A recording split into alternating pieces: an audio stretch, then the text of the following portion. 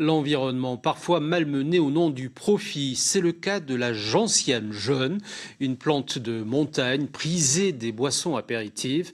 Mais en Ariège, des industriels abusent. Le procureur a commandé des opérations de contrôle. Geoffrey Berg, Pascal Dussol. Disséminée dans les nombreux habitats préservés présents en Ariège, la gentiane jaune est l'un des trésors dont recèlent les massifs pyrénéens.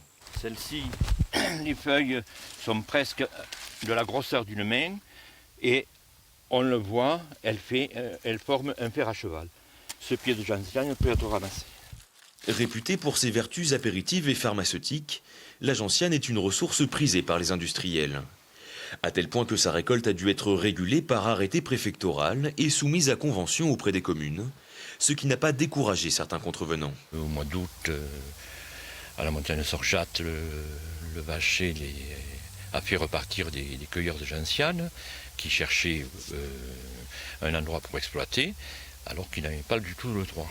Si le ramassage sauvage de la gentiane pose problème, c'est entre autres parce que la plante, exploitée pour sa racine, met 6 à 8 ans pour se reproduire. Une récolte trop intensive aurait donc des conséquences écologiques irréversibles. Donc quand il y a des ramassages sauvages, déjà les communes souvent propriétaires des terrains ne sont pas informées de ce qui est récolté. Et les gens souvent ramassent tous les pieds. Donc ils anéantissent complètement des stations complètes de gentiane.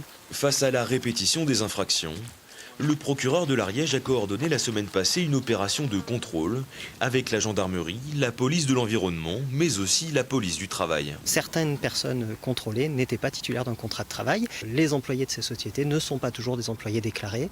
Il est nécessaire que plusieurs services de l'État coordonnés puissent mettre un terme par des contrôles ciblés à ce type d'activité illicite. Des infractions pénales qui peuvent valoir de la prison ainsi que de fortes amendes aux employeurs. Un moyen de dissuader la surexploitation, alors que la France, avec environ 2000 tonnes de racines extraites chaque année, est déjà le principal producteur de gentiane sauvage dans le monde.